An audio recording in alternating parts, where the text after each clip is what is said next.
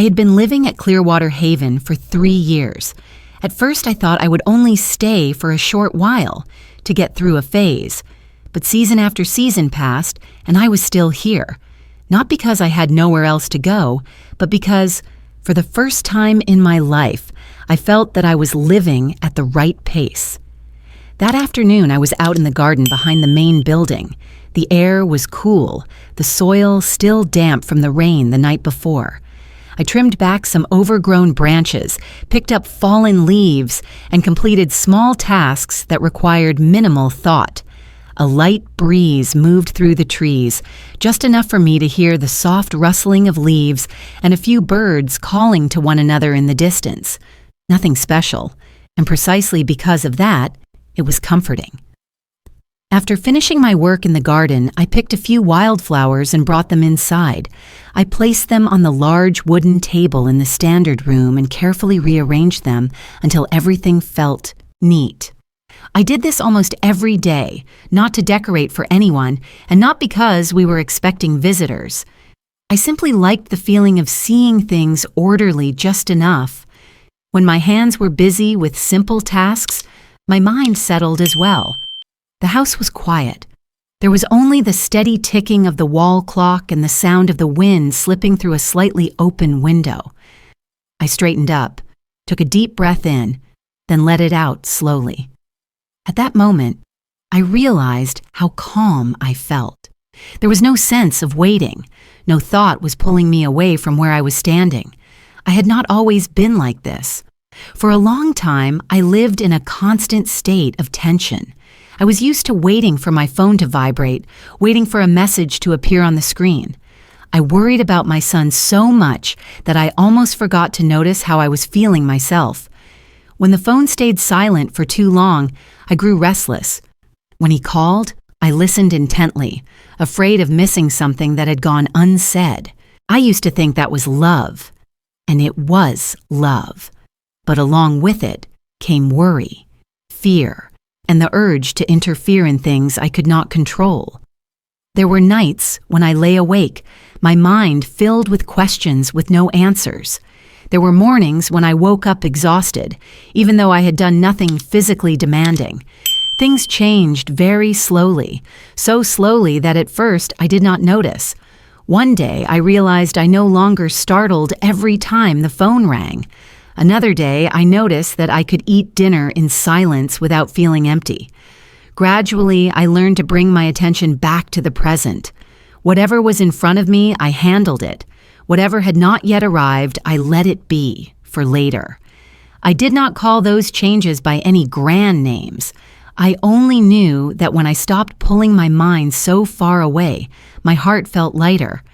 I began to believe that everyone has to walk their own path. No one can walk it for another. No one can carry what someone else must face on their own, thinking. This way, I became less impatient, less eager to fix everything according to my own will. The bouquet on the table was finished. I stepped back, looked it over once more, and nodded. I washed my hands, dried them, and then sat down on the chair near the window.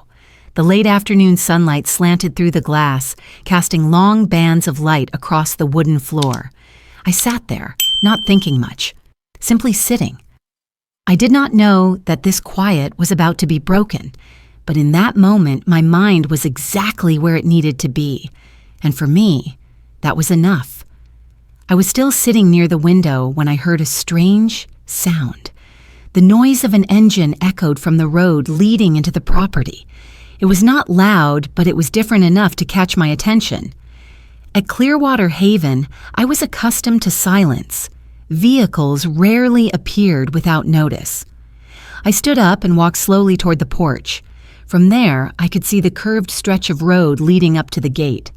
A dark-colored car was moving in slowly. I frowned, trying to remember whether I had any appointments that day. I did not. I was sure of it. All visits had to be arranged in advance, especially on weekends. The car stopped in the yard. The engine shut off. The door opened, and in that moment my heart tightened slightly. Daniel stepped out first. 3 years had passed since I last saw him, but I recognized his way of walking immediately. Laura followed, pulling 2 large suitcases behind her. I stood still, one hand lightly gripping the porch railing, a sensation rising and sinking in my chest, difficult to name. I did not step forward right away.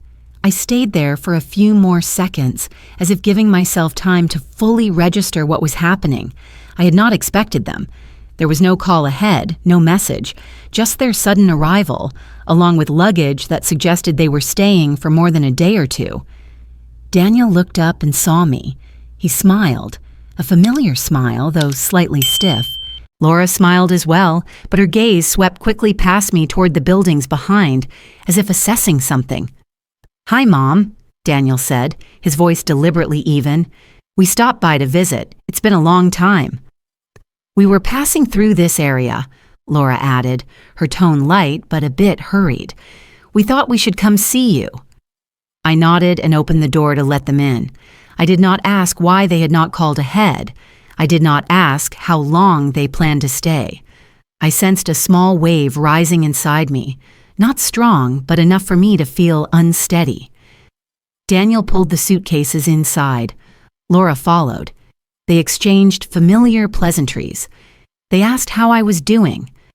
They mentioned the drive had been a bit long. Everything sounded appropriate, yet something was missing. A natural ease. Between their words was a subtle urgency, hard to define, as if they were trying to keep the conversation moving along a pre-planned rhythm. I listened, but I did not rush to respond. I paid attention to my breathing. I noticed that I'd been holding it slightly. I relaxed my shoulders, breathed in slowly, then let it out. I reminded myself of a familiar rule: do not speak when your heart is not settled. There was a time when I would have pressed them with questions. I would have worried, tried to figure out what was really going on. I would have placed myself in the role of the one who had to fix everything. However, I did not do that now. I simply observed, not them, but myself. I felt a trace of unease within me. I did not deny it. I also did not let it lead me. I knew this feeling. It came when something was unclear, and I knew that if I reacted right away, things could easily go off course. Daniel set the suitcases down and looked around the room. Laura did the same. Their eyes moved over the furniture, the windows, the familiar details of Clearwater Haven. I noticed the curiosity in their gaze, but I did not rush to explain anything. I let the brief silence pass. At times, I had learned that silence is not avoidance. Silence, when the mind is not yet steady, is a way to keep things from going too far. I stood there, facing my son and daughter-in-law, clearly feeling my heartbeat gradually slow. Whatever was going on would eventually reveal itself. I believed that, but not through haste. After setting their luggage down, Laura began to walk slowly around the standard room. She did not say anything right away. She simply looked.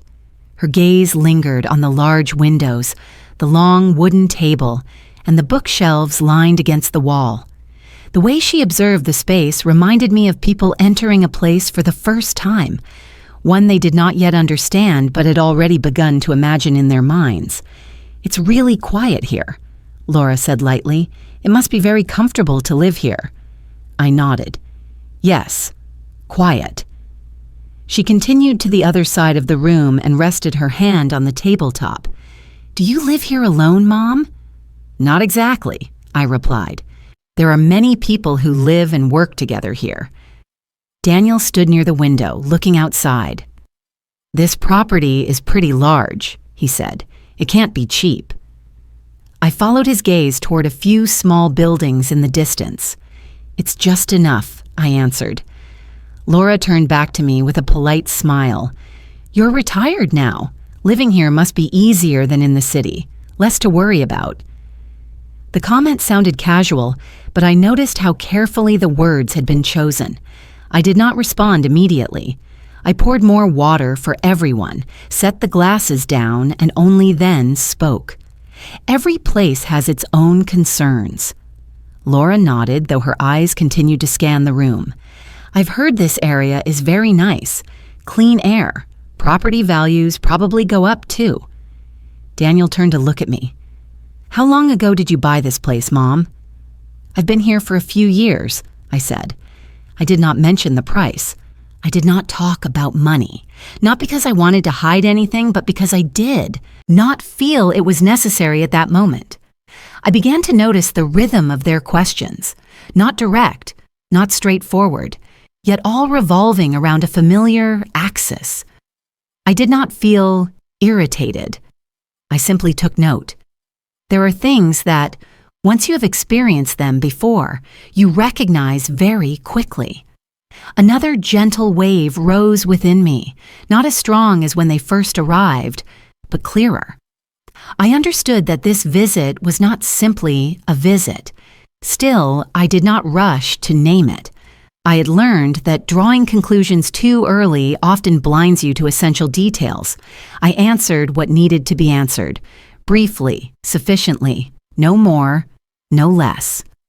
I did not explain what Clearwater Haven was. I didn't discuss what I had been doing here. It was not the time. Some stories, if told at the wrong moment, lose their meaning. Daniel sat down in a chair and leaned back. You probably don't have much to worry about here, he said, his voice softer. A simple life. I looked at him. Simple doesn't mean worry-free, I said. It just means worrying in a different way. That answer did not seem to be what they were looking for. Laura was quiet for a moment, then smiled. I just thought you'd finally be able to rest, more at ease than before. I smiled back. Whether it's easy or not depends on how you look at it. In that moment, I saw one thing very clearly. They had not come here only because they missed me, but I also did not feel the need to be sad or angry. I had learned that people often come together for many reasons at once, some good, some less so, and some have not yet named themselves. I was not naive, but I was not blind either. I simply chose to stand still, to observe, and to keep my mind from being pulled too quickly. Everything would become clear in time. I believed that. After sitting in the standard room for a while, I stood up to pour more water. Daniel and Laura stood up as well, as if they did not want to sit still for too long. I noticed their attention beginning to focus more on the details around them. On the wall near the hallway was a large notice board. Pinned to it were handwritten notes, activity schedules, cooking times, and group meeting calendars. A few lines were underlined in blue ink. Laura stopped in front of the board and skimmed through it. There are more people here than I expected, she said. Yes, I replied. We live communally. Daniel looked toward the board, then turned to me. Do you have visitors often, Mom? Some people come, some people go, I said. It depends on the period. I led them a few more steps down the hallway, which connected to the next area. A door stood slightly open, revealing a smaller standard room. Inside were an old sofa, a few wooden chairs, and a low bookshelf. On the shelf were photographs neatly placed in simple frames. The photos showed women of different ages. Some were holding young children. Some were sitting together, smiling in a kitchen. They were not posed photographs, just ordinary moments of daily life. Laura lingered longer in front of those pictures. Who are they? She asked. The people who live here, I answered. Daniel looked at me, his surprise more evident. They live with you? Not with me, I said. With one another. I did not rush to explain. I knew they would ask, and they did. What kind of place is this? Laura asked, her voice slower this time. I leaned lightly against the door frame and looked at the two of them. Clearwater Haven is a place for temporary shelter and recovery, I said, for women who need a safe place to pause for a while. Daniel frowned. Recovery. Mental, life circumstances, I said. Each person comes here for different reasons. Laura was silent for a few seconds. Her eyes returned to the photographs. How long do they stay? There's no fixed time, I replied. They move on when they're ready. We continued down the hallway. At the end was a large window overlooking the backyard where a few children were playing together. A young woman sat nearby, her eyes following the children, a book in her hand, though she was not reading. When she saw me, she smiled and nodded. "Hi, Helen," she said softly. "Hi," I replied. Daniel looked at the scene, then turned to me. "Do you work here, Mom?" "I live here," I said, "and I do what needs to be done."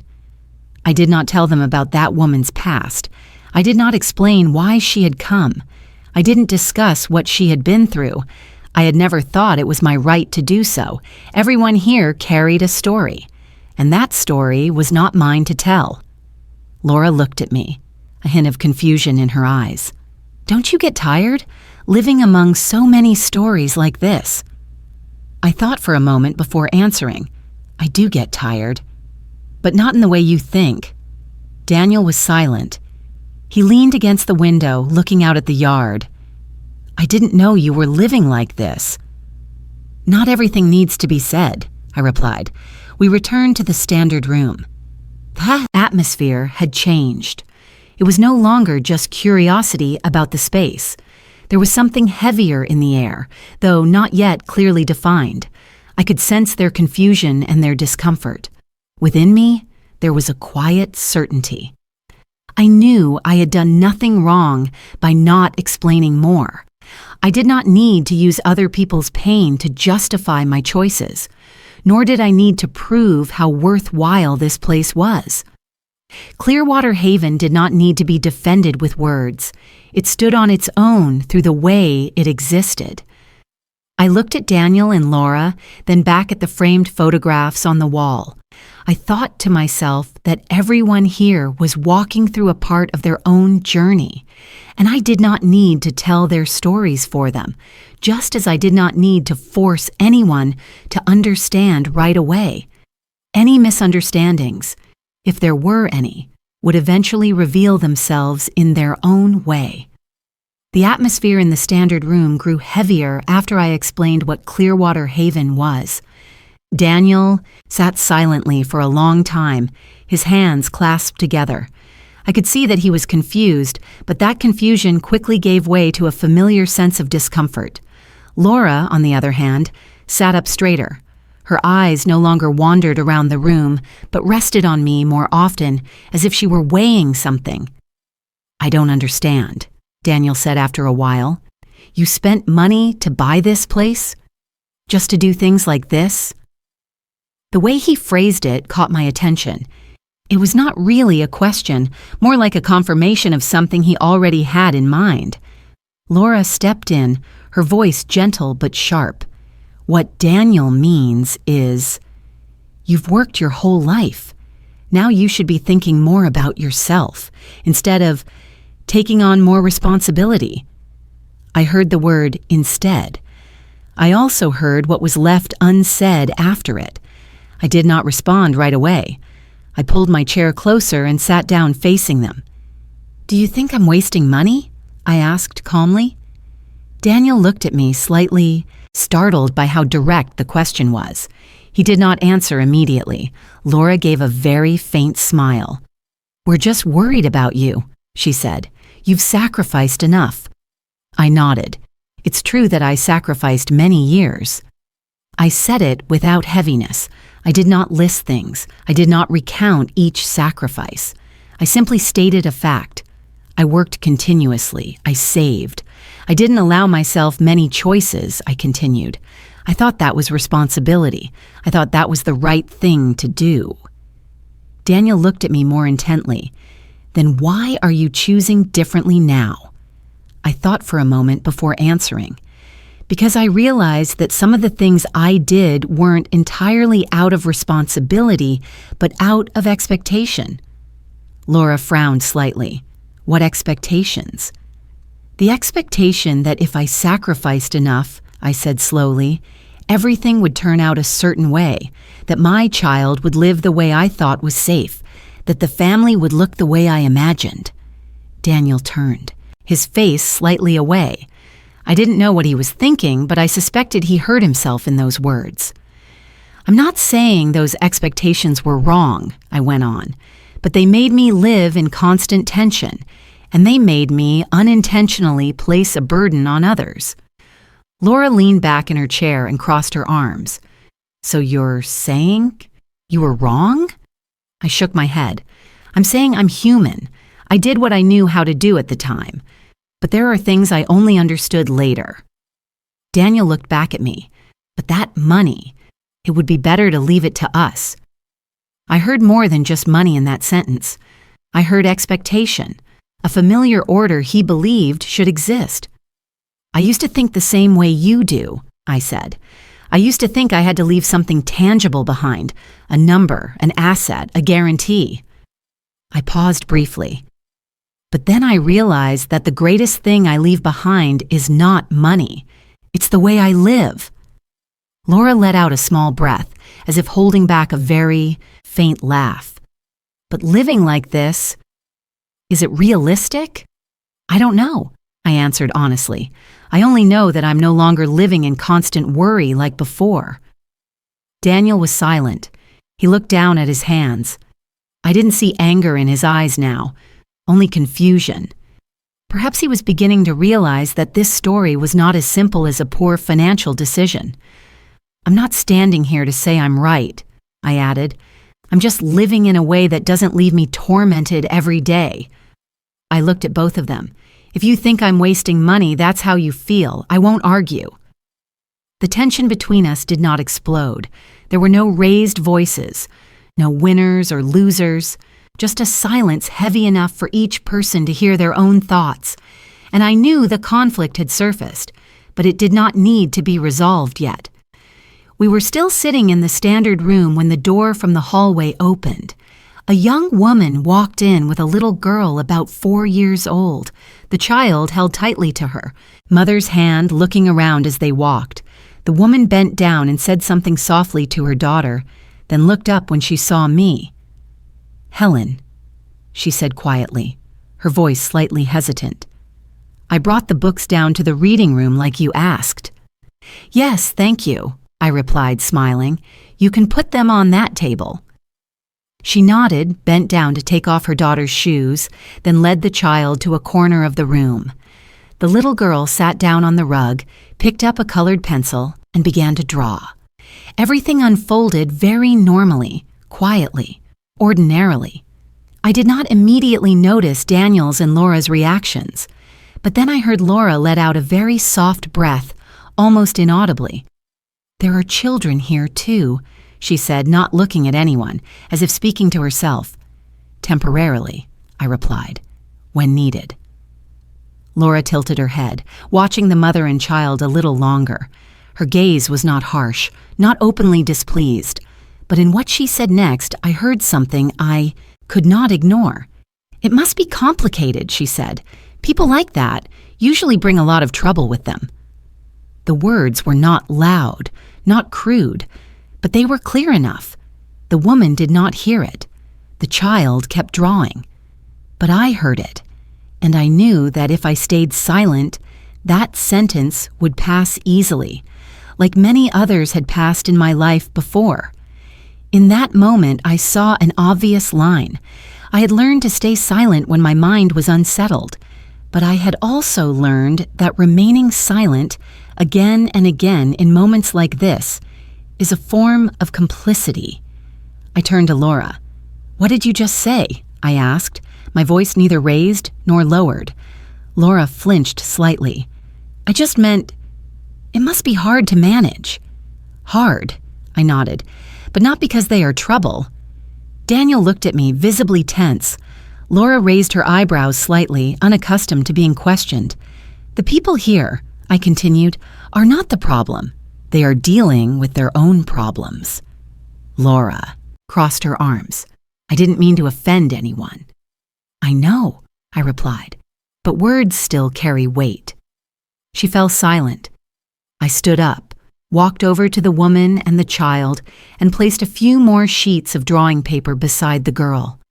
The child looked up at me, smiled briefly, then bent back over her drawing. I turned back and stood upright in front of Daniel and Laura.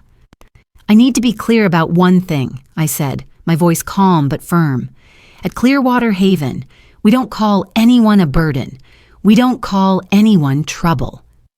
Daniel opened his mouth as if to say something, then stopped.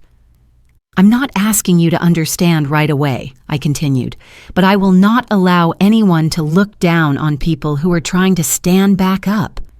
Laura looked at me, a trace of uncertainty in her eyes. "I'm not used to environments like this."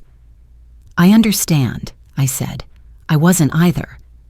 I paused, then continued slowly. "But being used to it or not is less important than how we choose to treat people." The atmosphere in the room shifted noticeably. No one said anything more. Daniel looked down at the floor. Laura turned her gaze toward the window. The young woman across the room continued sitting beside her child, unaware of the exchange that had just taken place.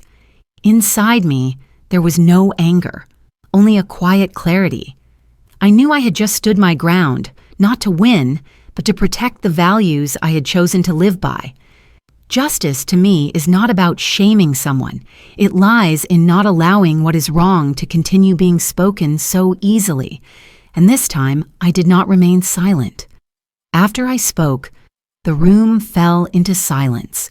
Not the kind of tense silence, but the kind that comes when everyone is thinking and doesn't yet know where to begin. I went back and sat down in my chair. Daniel was still standing near the window. Laura leaned against the back of a chair, her arms crossed, her eyes avoiding mine. I said nothing more. I had said enough for now. The rest was not for me to force. After a while, Daniel let out a very soft breath, as if he had been holding it for too long. "Mom," he said, "we didn't come just to visit." I nodded. "I know." He turned to look at me, a little surprised. "You know?" "I can feel it," I replied. "You don't need to explain much." Daniel was silent for a few more seconds.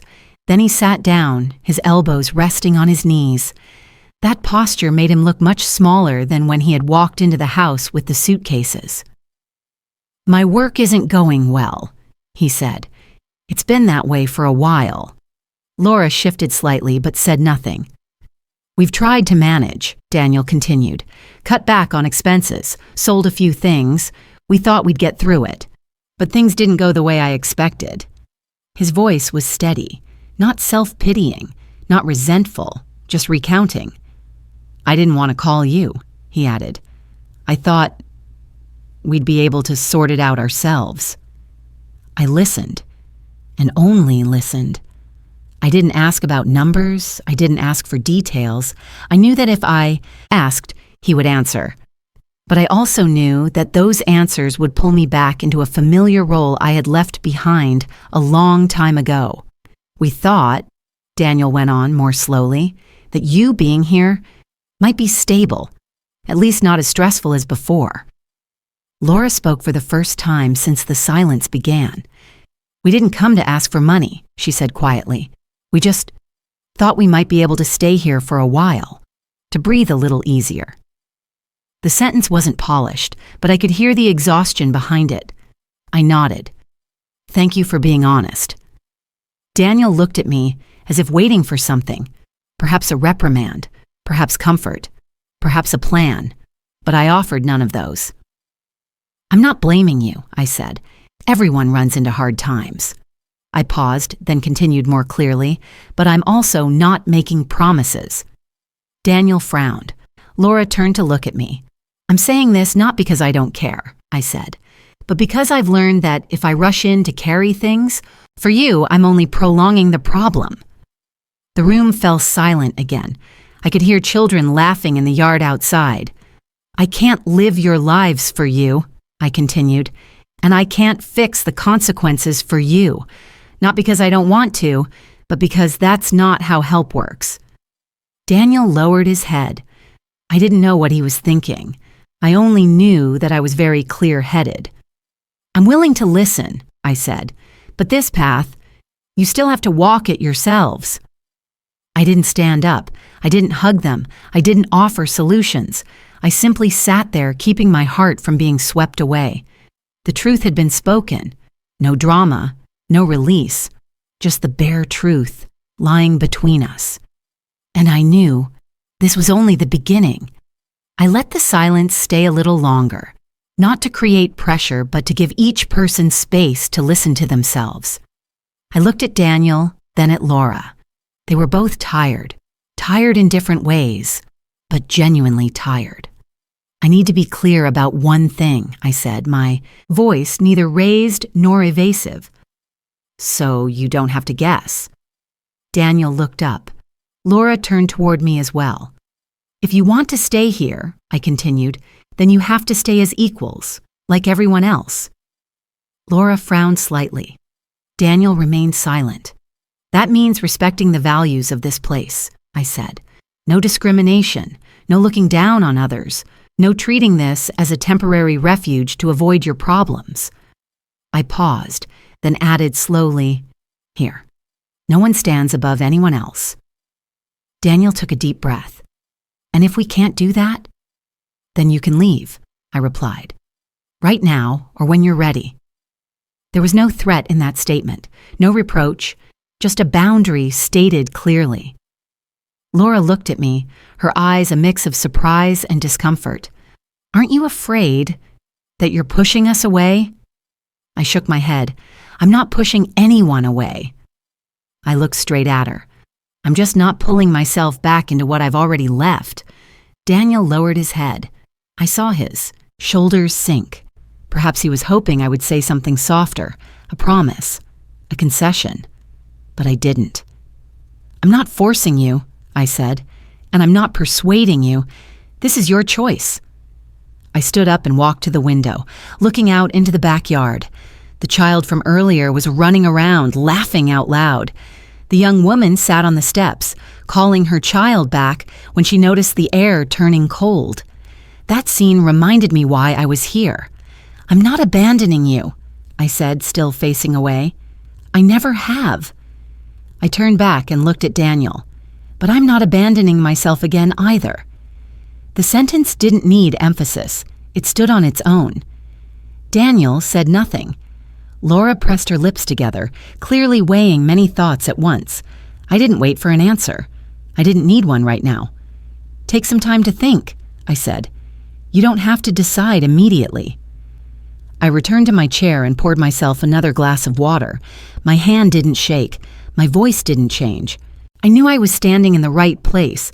The choice had been laid out, not with anger, not with severing ties, but with clarity. And from here on, whichever path opened up was no longer in my hands. We didn't say much after that. Daniel stood up first and picked up his jacket. Laura followed, quietly gathering the things they had brought into the room. There were no reproaches, no arguments, just brief, slightly rigid movements, as if they were trying to keep their emotions from spilling over. We should go now, Daniel said. His voice was low, but steady. I nodded. Okay. Laura stood beside Daniel, looking at me for a moment. It seemed like she wanted to say something more, but then she stopped herself. In the end, she only said, "Goodbye, Mom." "Drive safely," I replied. We walked out onto the porch together. Dusk had settled in. The air was a little colder. Daniel opened the trunk and placed the suitcases inside. Laura stood nearby, arms crossed, looking back toward the buildings. The lights in the standard room had just been turned on, casting a warm glow outward. Daniel turned back to look at me once more. "Mom, take care of your health." "I'm fine," I said, and I knew I was telling the truth. He nodded and said nothing more. The car door closed. The engine started. The car backed out of the yard, its tires crunching softly over the gravel.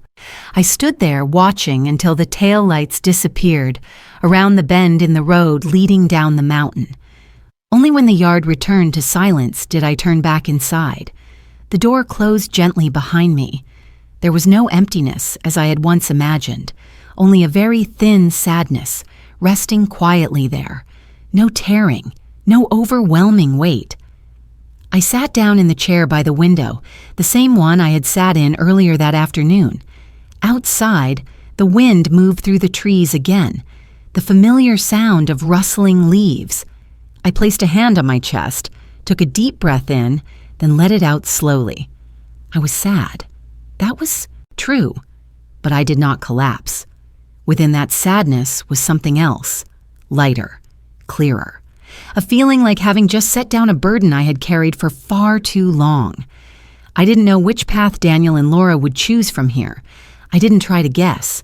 I only knew that that night, standing alone in the quiet house, I did not feel abandoned. I felt steady on my feet. Time passed, slowly and evenly. There were no major milestones to mark it, no explosive moments, just days following one another, each day resembling the last in some ways, yet different in its own quiet manner. Clearwater Haven changed gradually, not because I tried to make it bigger, but because the people here began to stand more firmly on their own. Some came and then left. Some stayed longer than they had planned. Some departed in silence. Some returned months later to visit, carrying with them new lives. The garden in the back was expanded, not because we needed more vegetables, but because more people wanted to plant. A woman who had once been afraid to go outside could now stand in the sun for hours, steadily turning the soil. Another learned to cook again for the first time in many years. Those changes were not loud, but they lasted. I lived among all of this, not as someone standing above and observing, but as part of the shared rhythm. I woke up early, made coffee, walked a loop around the grounds, did the small tasks that needed doing each day. When I was tired, I took a rest. When I wasn't okay, I allowed myself to slow down. I no longer lived with the feeling that I had to prove something. I didn't need to prove that my choice was right. I didn't need to prove that I had sacrificed enough. I simply lived in a way that didn't make me curl inward every night when I lay down. On some afternoons, I would sit on the steps, watching the children run around the yard. Their laughter rang out naturally, without hesitation. I thought about the years I had lived in tension, in waiting, in fear, of doing the wrong thing. When I thought of that, I didn't blame myself. I only felt grateful that I had stopped in time. One morning, as I was organizing some papers in the small office, my phone vibrated. A message. Daniel's name appeared on the screen. I looked at it for a long time before opening it. He didn't write much, just a few lines. He said he had given it a lot of thought. He said he realized there were things he had once seen from a very narrow perspective. He said he was sorry for coming to Clearwater Haven with expectations that didn't belong there. There was no blaming anyone, no request for help, just a belated acknowledgement. After reading it, I placed the phone down on the desk. I didn't reply right away, not because I was angry, not because I wanted to punish him with silence. However, I had learned that sometimes responding immediately is not the best thing for either side. I needed to be sure that my reply, when it came, would not pull me back into familiar cycles. I loved my son. That hadn't changed. But love did not mean returning to the role of carrying everything. Letting go, for me, was not cutting ties. Letting go meant not holding on through fear, not waiting in tension, not using sacrifice as a form of binding. That evening, I still had dinner with everyone. We cooked a simple meal. No one mentioned the message. No one asked. Life continued, gently as it always had. I realized I was living a life that was enough, not abundant but not lacking, not perfect but peaceful. I didn't need more than that. Some nights I lie listening to the wind moving through the trees, thinking about my son. I hoped he would find a path that suited him, not the path I had drawn, but the one he would walk himself, with his own lessons. If we were to speak one day again, I wanted it to be when we were both standing firmly on our own feet. No need for rescue, no need for lengthy explanations, just two people meeting each other with respect. The next morning, I went back out to the garden. The soil was cool beneath my hands. The sky was clear. I took a deep breath in. Life was still unfolding, and this time I was moving with it, not resisting, not pulling back, not running ahead. I was here, and I was at peace. One afternoon when the day's work was done, I sat alone on the steps in front of the main building. Evening was approaching. The light softened. No harshness, no hurry. I looked around Clearwater Haven at the garden and the windows glowing with light and suddenly realized something with complete clarity. I hadn't lost my family. I had simply stopped living in the wrong place. For a long time before, I lived as if I had to stand at the center of everything. I had to worry. I had to carry. I had to fix. I had to endure. I thought that was love, but in truth, I had placed myself where I didn't belong. And when you stand in the wrong place for too long, you grow tired. When I stepped back, it wasn't because I loved less, but because I loved more correctly. When I let go of expectations that no longer fit, I didn't lose anyone. I simply regained peace within myself. I don't know your story. I don't know what you've been through. But if you're listening to this now, perhaps somewhere inside you, you've also known a kind of weariness like mine. If you can, try to pause for a moment, not to judge, not to make big decisions, just to look at where you're standing. Sometimes what hurts us isn't because others are too harsh, but because we've stood too long in a place that no longer belongs to us. Letting go is not abandonment. Letting go is releasing fear. Peace does not mean there is no sorrow. Peace is when your heart is no longer being pulled away. I learned that here, and I hope you too will find a place of peace of your own.